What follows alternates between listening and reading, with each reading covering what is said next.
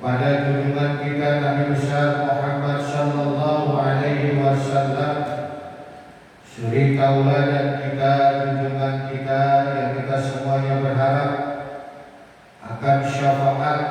pertolongan beliau khususnya nanti di yaumul kiamat. Pada malam hari ini kita akan bersama-sama melanjutkan kajian dalam kitab Irsyadul Ibad ila Sabilir Rasyad, yang mana pada malam hari ini kita akan membahas tentang mensucikan diri dengan mandi. Jadi kemarin kan kita sudah bahas wudu. Sekarang kita bahas mandi. Mandi di sini adalah ketika kita membasuh seluruh anggota tubuh kita, dari ujung rambut sampai ujung kaki, yang mana air tersebut jangan sampai terhalangi dengan benda yang akhirnya air tersebut tidak sampai ke kulit kita. Maka air tersebut harus murni. Yang pertama, air mutlak. Kalau kita mandi wajib, maka airnya harus air mutlak, air bersih, air suci. Dan air tersebut harus sampai ke semua anggota tubuh kita. Makanya kalau seumpamanya rambut kita semir, ya Pak ya, rambut kita semir, ketika kita basuh dengan air, maka semir tersebut akan menghalangi air masuk ke dalam pori-pori rambut. Oleh karenanya, kalau kita menggunakan semir, katakanlah memang tuntutan menggunakan semir. Sebagian ulama mengatakan menyemir rambut dengan warna hitam itu makruh, namun kebanyakan melarang. Ada sebagian yang mengatakan makruh, asal semirnya tersebut tidak mengandung campuran dengan cat, dengan minyak. Kalau kita beli penyemir rambut itu kan ada dua, Pak. Ada yang cairannya dari pabrik, ada yang cairannya dicampur dengan air. Kalau dicampur dengan air itu sama dengan hina. Yang ketika kita kutekan, kemudian kita lukis tangan kita, biasanya orang-orang India itu sama dengan hina. Kalau diguyur dengan air masih bisa masuk ke pori-pori kulit atau ke pori-pori rambut. Tapi kalau campurannya terbuat dari cat, itu yang berbahaya. Terlebih ketika orang tersebut meninggal, rambutnya masih dalam kondisi semir yang dicampur dengan cat tersebut. Karena apa? Air tersebut tidak akan bisa masuk ke pori-pori rambut. Hanya bahaya kalau kita pakai semir. Kalau memang terpaksa menggunakan semir, kita menggunakan fatwa ulama yang mengatakan makruh, tapi milih semirnya yang campurannya dengan air, yang gampang luntur. Air itu gampang luntur. Karena ketika kita mandi, kalau semuanya rambut kita nggak basah, ini hukumannya sangat berat. Maka di dalam salah satu hadis itu disebutkan, man taraka mawdi'an sya'atin min janabatin lam yaghsilha fa'ala bihi kadza wa kadza minan nar. Barang siapa yang meninggalkan basuhan rambut ketika dia mandi junub, maka nanti akan dipukul dengan bara api neraka di neraka. Makanya di sini dari para ulama mengatakan, kalau seumpamanya ada orang haid, ya Pak ya, kalau kita lagi junub, jangan sampai anggota kita itu sebelum dimandikan itu terlepas. Contoh, kita ada jinabah habis berhubungan dengan istri, kemudian kita gunting kukunya tersebut belum dibasuh, maka nanti akan menjadi pembalasan di akhirat, di neraka, akan dipukul dengan bara api neraka. Ini dalil yang mengatakan kalau ada istri kita yang dalam kondisi haid, ya, ada kondisi head, nyisir rambutnya rontok, itu jangan dibuang. Karena apa? Karena ketika nyisir masih dalam kondisi hadas besar, yang mana kalau rambut itu disisir kemudian dibuang itu belum disucikan. Jelas ya? Karena ada hadis yang dijadikan rujukan ketika kita meninggalkan rambut yang tidak terbasuh, maka nanti akan dipukul dengan bara api neraka. Ada hadis lagi yang mengatakan inna tahta kulli sya'ratin janabatun fagsilus sya'ra wa anqu al-bashara. Sesungguhnya di setiap pok kulit rambut itu ada hak jinabah. Maka basuhlah kulit tersebut otomatis dengan rambutnya dan bersihkanlah badan, jangan sampai ditinggalkan. Karena kalau meninggalkan bahayanya tadi, kita habis jinabah motong rambutnya terpotong belum dibasuh, itu nanti yang akan meminta pertanggungjawaban kepada kita. Jelas ya? Jadi kalau semuanya bagaimana Ustaz? Ada yang mengatakan kalau dalam kondisi sehat ya biasa aja disisir rontok aja. Memang ada pendapat yang demikian. Kalau memang mengikuti pendapat yang demikian, harus mengetahui rujukannya. Siapa yang menjadi yang memberikan fatwa demikian? Kalau Bapak suatu saat ngaji ketemu dengan ustaz tersebut, nanti dijadikan rujukan. Nanti pada saat di hari kiamat kita mendapatkan sanksi, kita bisa langsung mengajukan protes. Saya mengatakan demikian karena ada ustaz yang memfatwakan boleh ditinggalkan. Namun kalau semuanya mengikuti saya, maka basuhlah semua anggota tubuh kita yang pada saat kita dalam kondisi hadas besar atau istri kita dalam kondisi haid. Nyisir rambut, rontok, jangan dibuang. Karena bahayanya nanti akan mendapatkan hukuman dari Allah Subhanahu wa Ta'ala. Jelas ya Pak ya? Lumayan jelas ya? Kalau bisa jangan sampai dibuang, harus hati-hati karena bahaya. Ketika kita mandi, yang pertama harus menggunakan air yang suci dan mensucikan. Maka kalau kita mandi langsung kita sabuni, itu tidak akan bisa menghilangkan hadas besar. Dari dulu coba mandi besar. Niatan pertama kali yang kita lakukan kan airnya bersih dan suci dan mensucikan. Guyur pertama kita niat, saya niat mandi besar untuk menghilangkan hadas besar pada Allah Ta'ala. Kemudian diratakan air dari ujung rambut sampai ujung kaki. Kalau sudah rata, baru kita bisa menggunakan dengan sabun.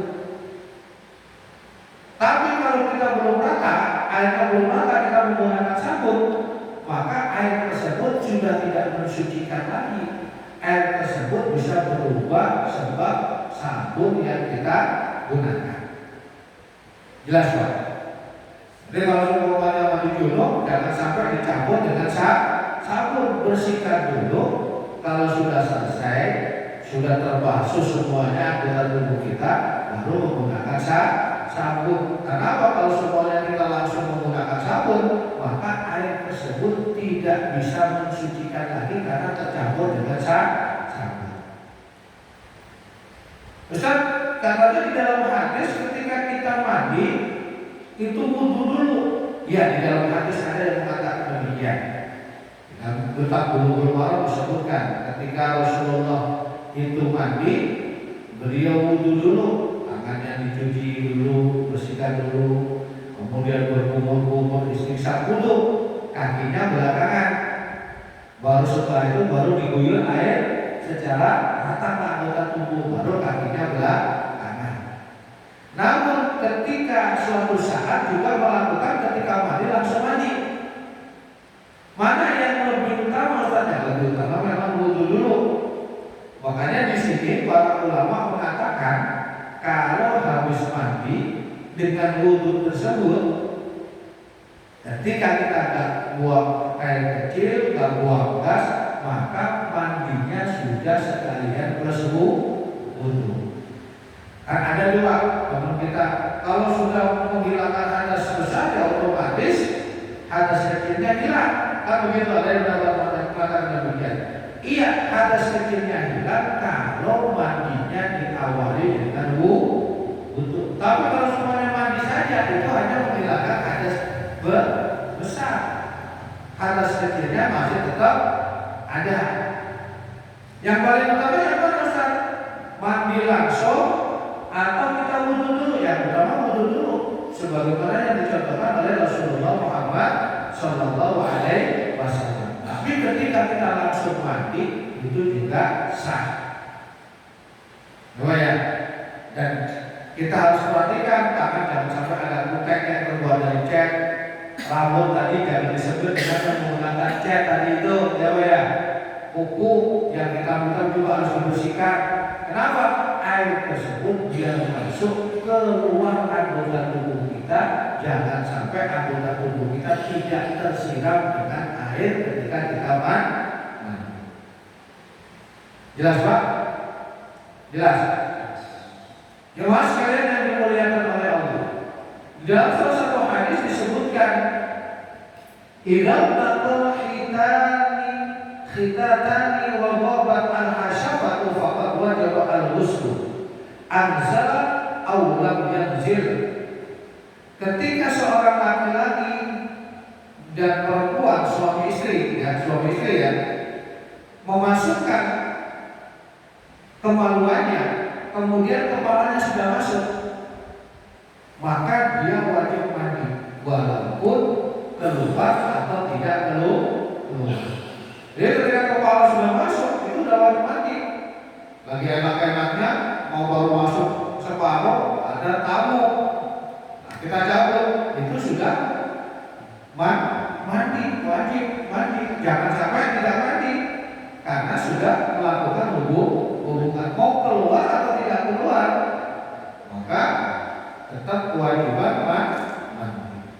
Bagaimana kalau semuanya terjadi hubungan yang tidak normal dimasukkan lewat belakang? Ini ada hadisnya Pak.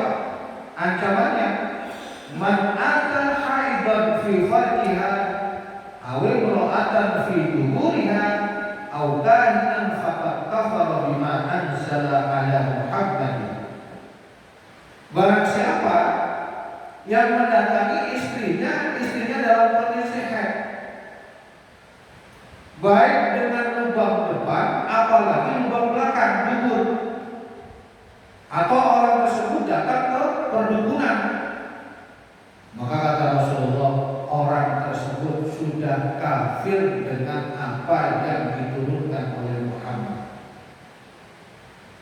Jadi kalau seumpamanya ada suami itu melakukan hubungan yang tidak normal, memasukkan kemaluannya lewat lubang belakang, maka hukumnya adalah haram dan bisa dihukumi kufur terhadap agama Islam, karena Allah Subhanahu wa taala melarangnya. Karena itu sama saja perbuatan kaum Sodom. Nah, sekarang masuk ke dalam negara LGBT, maka diharapkan itu karena memasukkan sesuatu yang tidak benar. Ketika orang tersebut melakukan itu, maka orang tersebut benar-benar sudah mengkufuri apa yang diturunkan oleh Allah kepada Nabiullah Muhammad Sallallahu Alaihi Wasallam. Kemudian ketika kita membahas tentang hal-hal yang berhubungan dengan mandi, tadi harus menggunakan air yang bersih, yang air tersebut harus menyentuh kulit. Ketika orang dalam kondisi hadas, ini Pak, yang perlu diperhatikan ya Pak ya. Ketika orang dalam kondisi hadas, apa saja yang dilarang? Di sini saya akan menyampaikan hadisnya. Coba menyampaikan hadisnya, bukan pendapat ulama lagi. Ketika seseorang itu dalam kondisi junub atau haid atau nifas, maka dilarang untuk waktu membaca Al-Quran. Itu jelas. Hadisnya adalah sebagaimana hadis yang mengatakan la yaqra'ul junuba walal haidha syai'an minal Qur'an. La yaqra'ul junubu bukan junuba ya. La yaqra'ul junubu walal haidu syai'an minal Qur'an. Tidak boleh membaca sesuatu ayat dari Al-Qur'an ketika dalam kondisi junub dan dalam kondisi haid. Jadi ketika seseorang itu dalam kondisi haid, dalam kondisi junub, larangannya jelas, bukan pendapat lagi. Walaupun semuanya ada orang yang mengatakan pendapat yang mengatakan orang haid boleh kalau untuk belajar, itu pendapat. Tapi dalam hadis dijelaskan orang yang dalam kondisi junub dan di dalam kondisi haid itu dilarang untuk membaca Al-Quran. Hadisnya jelas. Jadi kalau seumpamanya kita dalam kondisi haid baca Al-Quran, maka harus berani untuk melarangnya, karena itu adalah sesuatu yang dilarang oleh baginda Rasulullah Muhammad SAW. Ini pendapat yang sangat hati-hati, yang sangat sesuai dengan apa yang disampaikan oleh baginda Rasulullah Muhammad SAW. Ketika kita dalam kondisi junub, maka kita juga harus hati-hati. Jangan sampai kondisi junub itu seharian yang mengakibatkan kita meninggalkan hal-hal yang diperintahkan oleh Allah. Karena apa? Di dalam kondisi junub itu sendiri juga mengakibatkan malaikat tidak mau mendekat. Ini Pak, kalau semua dalam kondisi junub jangan dilama-lamain. Katakanlah kalau hanya satu malam tidur, ya sudah sholat isya, nanti dalam menunggu sholat subuh, itu mungkin masih wajar lah. Tapi kalau semuanya lama sampai seharian, jangan sampai mengakibatkan malaikat tidak mau datang. Karena di dalam salah satu hadis yang diriwayatkan oleh Imam Abu Dawud dan Imam Nasa'i, hadisnya berbunyi begini, la tadkhulul malaikatu baitan fihi syura'un wala kalbun wala junubun. Tidak akan masuk ke dalam rumah, tidak akan masuk ke dalam rumah yang mana di dalam rumah tersebut ada gambar. Yang pertama itu gambar. Kalau foto bagaimana Ustaz? Nah, di sini ada perbedaan ulama. Ya, kalau foto itu jangan sampai keseluruhan badan, ada yang mengatakan demikian. Kalau foto itu bukan hasil daripada lukisan. Yang dilarang di sini adalah lukisan, bukan foto. Kalau foto itu adalah hasil daripada barang elektronik langsung jepret. Tapi walaupun begitu, kita harus tetap mempergunakannya. Jangan sampai ditempel foto-foto yang mengandung dosa, membuka aurat, kan? Kalau semuanya perempuan atau kita menggunakan kerudung. Nah, di sini memang ada perdebatan. Bahkan ada ulama-ulama yang sangat ikhtiar, sangat hati-hati sekali. Kalau foto itu juga bagian daripada lukisan. Jadi taswir foto itu termasuk bagian daripada lukisan. Maka itu juga dilarang. Karena kalau semuanya bapak-bapak menemukan ada pendapat yang mengatakan tak ada foto, tak ada dalam rumah tak ada foto, itu mungkin menggunakan pendapat yang sangat hati-hati. Tapi ada pendapat yang mengatakan foto itu bukan lukisan, maka ada yang masih dipergunakan foto-foto tersebut. Tapi kalau semuanya menggunakan foto, kalau bisa jangan sampai membuka aurat. Kalau perempuan jangan sampai rambutnya kelihatan atau badannya kelihatan, tetap tertutup dengan rapi. Kalau harus menggunakan foto, itu pendapat yang mungkin agak lemah. Kalau pendapat yang sangat kuat di kalangan ulama, gambar baik foto maupun lukisan itu dilarang. Kalau menggunakan yang pendapat ulama yang memperbolehkan, karena foto itu bukan daripada lukisan, dan kalau ada foto jangan sampai membuka Jelas Pak. Nah, kalau kita lupa nih ada foto kita pernikahan, kalau bisa ya foto tersebut jangan sampai foto yang membuka aurat kelihatan, maka itu dilarang. Rumah juga tidak akan masuk kalau di dalamnya ada anjing, wala kalbun. Hukum anjing ini memang debatable di kalangan ulama. Maka kalau cuma kita melihat anjing di Masjidil Haram, kita ngadu kelaskan, dibiarin aja karena dianggap tidak masalah. Ya Pak ya. Ini hukum memelihara anjing di sini adalah anjing rumahan. Kalau semuanya anjingnya itu anjing penjaga, maka itu diperkenankan, sebagai ulama mengatakan demikian. Dan hukum anjing sendiri itu memang debatable Pak, istilah. Kalau kita yang pakai itu mazhab Syafi'i, anjing itu hukumnya najis.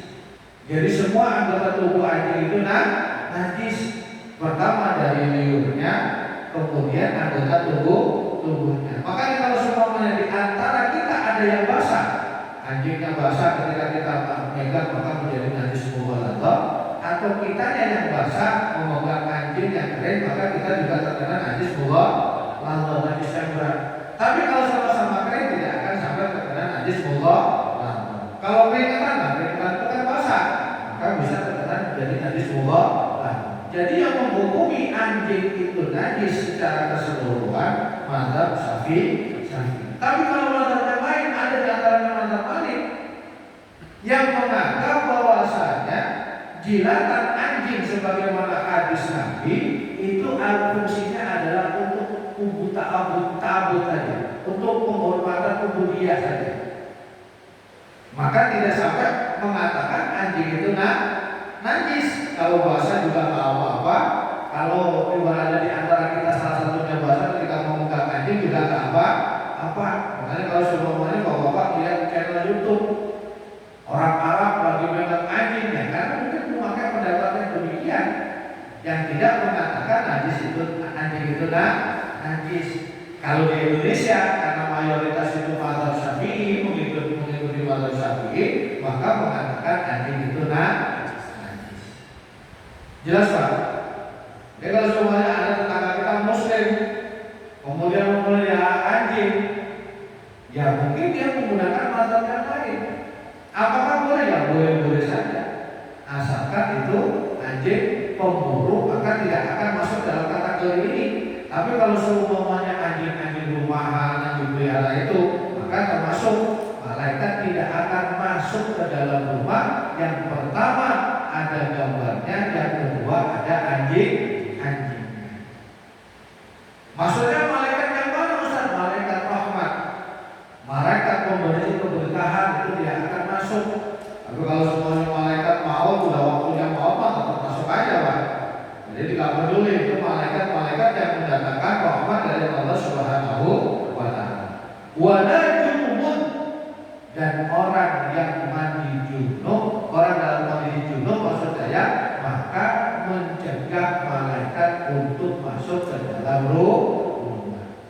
Kalau kita junub ya jangan sampai lama-lama, jangan sampai dengan junub itu kita berlarut-larut. Kalau bisa junubnya jangan lama langsung kita bersuci. Karena apa? Karena ketika kita dalam kondisi junub itu ada pantangan-pantangan yang harusnya kita tidak melakukannya. Maka sebagian ulama mengatakan Pak, ketika kita dalam kondisi junub jangan sampai makan. Ada yang mengatakan lagi, kalau kita mau makan berwudu dulu. Jadi kita dalam kondisi junub Pak, lapar, kalau mau makan dianjurkan untuk berwudu dulu. Atau mau nambah lagi sama istri, maka dianjurkan untuk berwudu, makan berwudu, mau nambah lagi berwudu. Kenapa? Karena ada sesuatu hal keberkahan yang bisa kita dapatkan ketika kita dalam kondisi wudu. Jelas apa ya? Jadi pembahasan tentang mandi itu hubungannya adalah dengan kesucian. Kita dilarang untuk membaca Al-Quran, kita dilarang untuk memegang Al-Quran. Kemudian kalau bisa ketika kita dalam kondisi junub jangan sampai lama-lama. Karena apa? Karena hal tersebut bisa mencegah malaikat untuk datang ke dalam rumah kita. Kenapa rumah tersebut itu malaikat tidak mau datang, tidak akan memberikan rahmat atau keberkahan dari Allah Subhanahu wa ta'ala. Itulah pembahasan tentang junub. Maka kita harus hati-hati, jangan sampai kita sembarangan sembrono, karena hubungannya adalah dengan ibadah kepada Allah Subhanahu wa ta'ala. Sholat kita harus suci secara lahir, secara batin. Secara lahir suci dari kotoran, secara batin hadas kecil dan hadas besar. Maka kalau kita mandi harus kita perhatikan cara-caranya. Di antaranya cara mandi yang pertama, basuhan pertama adalah dengan niat. Jadi kalau kita mandi Pak, jangan langsung jubur aja. Pertama dengan niat. Basuhan pertama saya niat mandi wajib menghilangkan hadas besar fadlillahi ta'ala. Itu.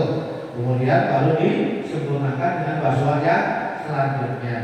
Jangan sampai di dalam tubuh kita ada hal-hal yang menghalangi untuk air masuk ke pori-pori tubuh kita. Seperti tadi itu cat rambut. Kalau mau terpaksa pakai cat rambut, cari yang campurannya dengan air. Diratakan anggota tubuh kita. Kalau mau menggunakan sabun atau sampo, ketika air sudah membasahi diri kita secara keseluruhan, baru kita bisa menggunakan sabun atau sampo. Nah, ketika kita mandi yang perlu diperhatikan cuma ketika bak kita itu kecil, maka hati-hati jangan sampai percikannya tersebut memercik ke dalam jamban dalam bak kita. Mandi Pak, gul, mercik. Kalau air tersebut yang dalam kolam, dalam bak pemandian kita itu kurang dari 2 kolam, maka air tersebut tidak akan bisa menjadi suci. Bisa menjadi mustakmal. Jadi bak kita itu kan kecil. Ukuran 2 kolam itu berapa Ustaz? Kurang lebih amannya itu 80 cm persegi. Sini 80 cm, lebar 80 cm, dalam 80 cm itu paling aman. Kalau semuanya ke bak kita, nggak apa-apa. Tapi kebanyakan bak di tempat mandi kita nggak sampai 80 cm, kurang dari 2 kolam. Maka mandi wajib yang paling aman menggunakan shower. Nggak ada air yang mercik ke dalam bak mandi, kecuali percikannya basuhan yang ketiga. Ini mandi nih Pak, mandi. Kita mandi bismillahirrahmanirrahim. Basuhan pertama dengan niat tadi jangan sampai mercik ke dalam kolam. Basuhan kedua itu tubuh yang sama. Jadi basuhan yang kedua jangan sampai, kalau di basuhan ketiga ke tubuh yang sama, maka kalau percikannya itu sebagian ulama mengatakan tidak akan menjadikan air menjadi mustakmal. Jadi basuhan ketiga kepada anggota tubuh yang sama. Katakanlah kita membasuh di tangan kita dulu pertama. Kalau basuhan pertama tersebut pergi ke dalam kolam, itu bisa mengakibatkan menjadi mustakmal. Basuhan kedua, basuhan ketiga kalau semuanya di tangan tersebut pergi, basuhan ketiga itu tidak akan menjadikan mustakmal. Tapi kalau basuhan pertama dan kedua itu bisa menjadikan air menjadi mustakmal. Basuhan kepada anggota tubuh yang sama. Gimana kalau semuanya usap? Basuhan pertama tangan, basuhan kedua kepala, basuhan ketiga tubuh. Ya sama saja itu basuhan yang pertama. Tangan pertama, kepala pertama, tubuh pertama. Maksudnya yang ketiga itu adalah basuhan yang sama. Basuh kepala 1, basuh kepala 2, basuh kepala 3. Nah, ketika mau basuh kepala yang ketiga itu kalau mercik maka tidak akan menjadikan mustakmal. Ada kalau hati-hati ketika kita mandi di bagian itu hati-hati. Jangan sampai air tersebut percikannya mercikin air ke dalam kolam, karena akan menjadi air menjadi mustakmal. Jelas Pak? Dari penjelasan yang saya sampaikan tentang mandi, barangkali ada yang mau ditanyakan nih Pak. Saya persilahkan, mau masih ada waktu. Silakan Pak, kalau ada yang mau tanya. Tanya Pak Ustaz. Tentang yang pembasuhan pertama, kedua, dan ketiga tadi.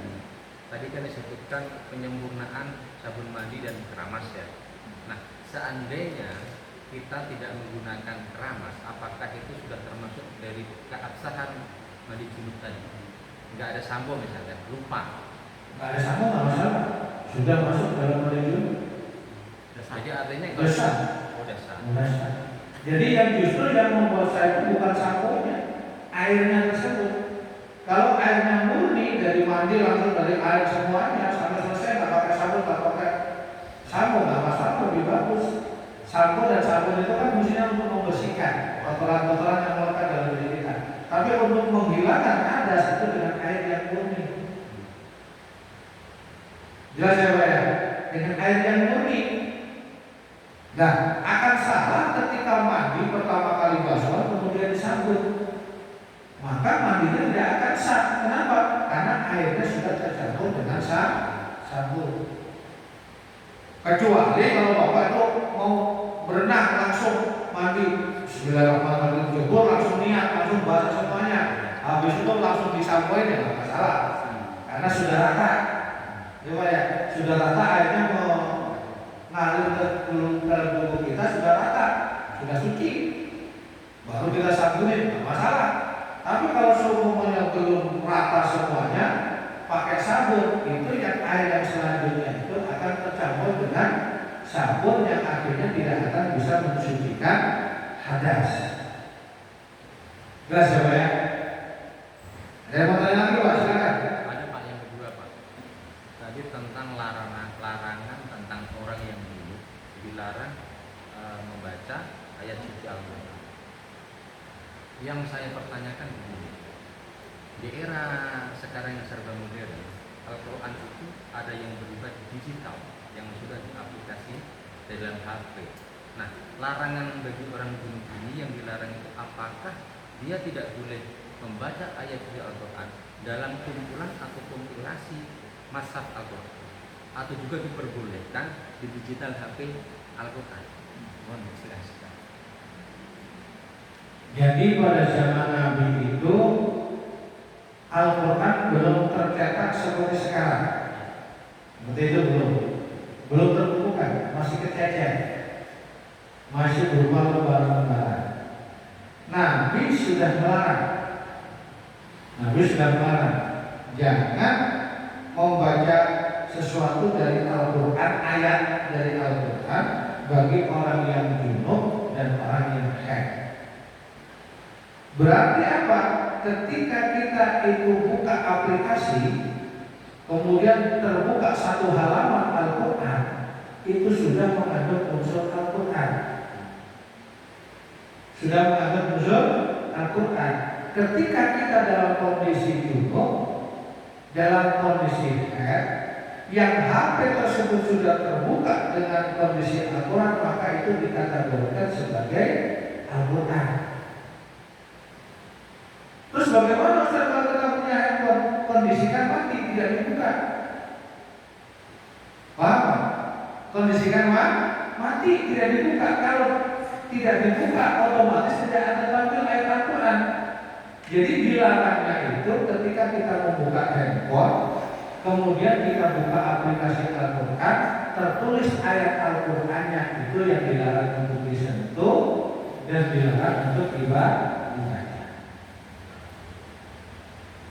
Berdasarkan hadis tadi itu, bahwasanya Rasulullah melarang seseorang yang dalam kondisi junub dan dalam kondisi haid membaca ayat Al-Quran.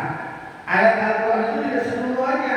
Mungkin ada ayat Al-Quran surah Yasin, wal Quranil Hakim dibaca, itu dilarang. Satu ayat saja dilarang, apalagi keseluruhan. Boleh membaca ayat Al-Quran kalau ada unsur zikirnya. Niatannya zikir seperti apa Ustaz? Seperti Bismillah. Bismillahirrahmanirrahim. Itu kan ayat Al-Quran. Bismillah dalam surah Al-Fatihah. boleh kita membaca bismillah, tapi niatannya bukan membaca Al-Quran, membacanya zikir. Atau hasbunallah wa ni'mal wakil, itu kan satu ayat. Boleh kita membacanya, tapi niatannya membaca zikir. Jangan sampai niatannya membaca Al-Quran. Jadi kalau kita dalam kondisi junub, dalam kondisi sehat, kalau kita membuka aplikasi dalam handphone kita, membuka aplikasi Al-Quran, sama saja kita membawa Al-Quran kalau di dalam layanan tersebut ada tulisan Al-Quran. Tapi kalau semuanya tertutup, tidak sampai kita buka, maka kita tidak membuka Al-Quran. Jelas ya? Ada yang mau tanyakan lagi, Pak? Silakan. Tadi yang kurang dari 2 bulan, tapi kondisinya penuh luber, terjaga, maksud ada airnya dalam keadaan mengalir dari keran. Kita apakah sah atau termasuk mustahmal kalau keberatan? Kalau luber terus menerus itu masih terhubungan dengan air yang ada.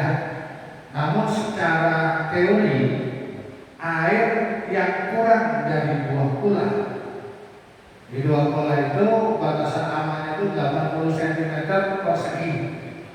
Apa ya? 80 cm, 80 cm, dalamnya 80 cm. Ketika kita mandi, percik, maka nggak apa-apa. Tapi itu berkurang sedikit. Kemudian ditambah lagi dengan air keran, maka nggak apa-apa, karena masih ada air yang mengalir. Tapi kalau kurangnya banyak, itu yang bahaya. Bisa menjadi mustahmal. Tapi Ustaz ada pendapat yang mengatakan kita wudhu boleh saja dengan 1 gayung. Bapak-bapak juga pernah lihat kan ada orang yang wudhu dengan 1 gayung. Berarti itu mengikuti ulama yang tidak ada kata mustahmalnya. Di antaranya mazhab Hanafi. Maka dalam mazhab Hanafi itu wudhu dalam 1 ember langsung wudhu dan pergi ke dalam air tersebut nggak bermasalah. Ya Pak ya, nggak masalah kalau mau mengikuti mazhab Hanafi, silakan kalau mau mengikuti mazhab Hanafi. Tapi karena mayoritas itu kita mengikuti mazhab Syafi'i, maka kita jaga air tersebut sampai 2 bulan. Mazhab Hanafi juga ada batasannya 2 bulan. Jadi 2 bulan tersebut jangan sampai kurang. Kalau semua kena kepercikan, kurang sedikit karena kepercikan, mungkin masih ada dalam hitungan 2 bulan. Tidak akan mustahmal, tapi kalau kurang dari 2 bulan itu yang bisa mengakibatkan air tidak bisa mensucikan lagi. Jelas Pak? Masih bingung Pak? Jelas? Ada yang mau tanya? Silakan Pak.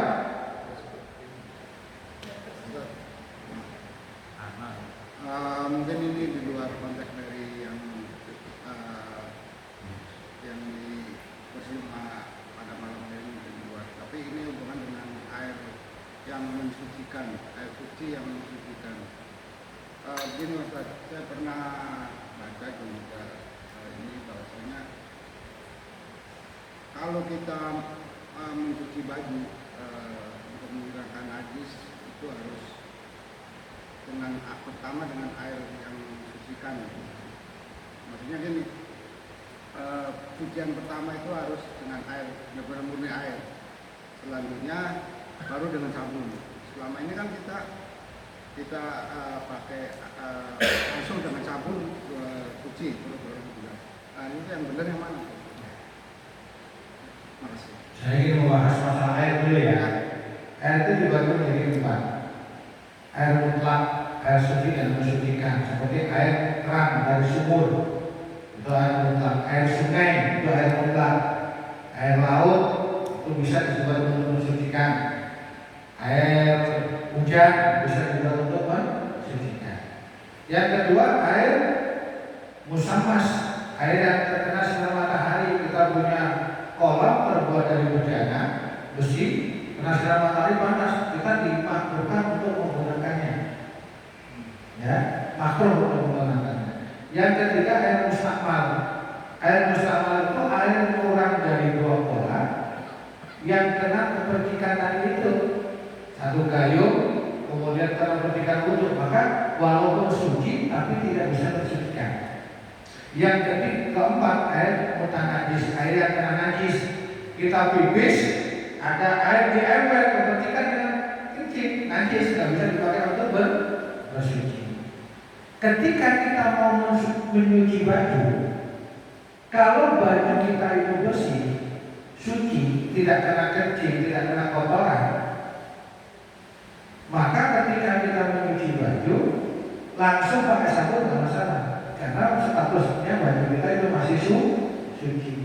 Tapi kalau baju kita itu dalam kondisi kena najis, kita pipis, celana kita kena percikan air kencing, kemudian mengering, ya kan, mengering, maka dengan cara tersebut dikasih air dicuci pakai air dulu, rata semuanya udah suci, baru kemudian dikasih sabun. Dan paling aman dalam menghadapi itu, ketika kita mempunyai pakaian yang najis, pakaian dalam, mana dalam, gitu ya Pak ya, pakaian dalam yang kena najis kita sisihkan, celana yang kena percikan air kencing kita sisihkan, atau kita gendong anak kita, kemudian anak kita pipis, kita sisihkan, kering dulu, baru dicampur yang najis itu dimasukin dalam ember, ya, asalkan nggak ada baunya baju tadi ya, nggak ada bekasnya, nggak ada baunya, udah kering, gitu kan, ditaruh di dalam ember, dikasih air sampai tumpah-tumpah, maka insya Allah itu sudah bersuci.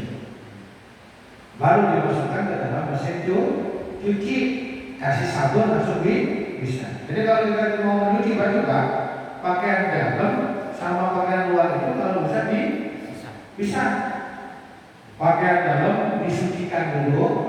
Caranya mensucikan tadi itu dicampur pakaian dalam, asalkan nggak ada bentuknya, warnanya nggak ada, bukan warnanya sama, nggak percikan air kencing katakanlah, pakaian dalam itu ditaruh dalam satu ember, ya kan ya, kemudian diguyur dengan air sampai airnya tumpah-tumpah, maka insya Allah sudah menjadi suci. Baru dicampur dengan baju yang tidak terkena najis, dengan dikasih sabun langsung boleh. Kalau pakaian kita suci boleh langsung dikasih dengan sabun. Ya supaya. Jadi kalau Ustaz tadi mengatakan itu benar. Tapi kalau semuanya pakaiannya suci ya nggak harus begitu. Tapi saya sepakat. Ditaruh dulu, dikasih air dulu, langsung posisi dulu, suci. Lalu dikasih sabun untuk membersihkan. Nah coba ya. Tapi kalau pakaian kita sudah suci, pakai sabun juga langsung. Kalau gini Pak, biasanya kita untuk mengantisipasi itu, kita kan kalau nyuci kan bareng gitu ya. Iya. Jadi kita udah pakai air itu dulu. Kalau pakai air dulu nggak masalah. Ya, karena airnya sudah masuk merata ke pakaian kita, ya kan? Sudah merata ke pakaian kita, itu kan najisnya nanti menjadi najis hukmiyah. Jadi nggak ada, asalkan nggak basah ya pakaiannya ya. Pakaiannya kering, kemudian ditaruh di tempat kering, baru dikasih air. Nah, rata itu, maka bisa cuci.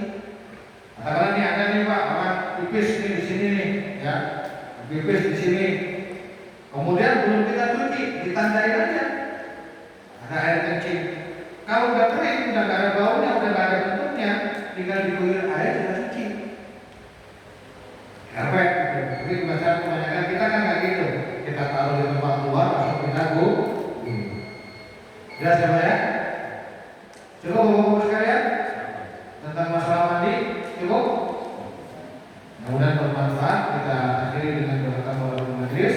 Subhanallahu wa bihamdika, asyhadu an la ilaha illa anta, astaghfiruka wa atubu ilaik. Assalamualaikum warahmatullahi wabarakatuh.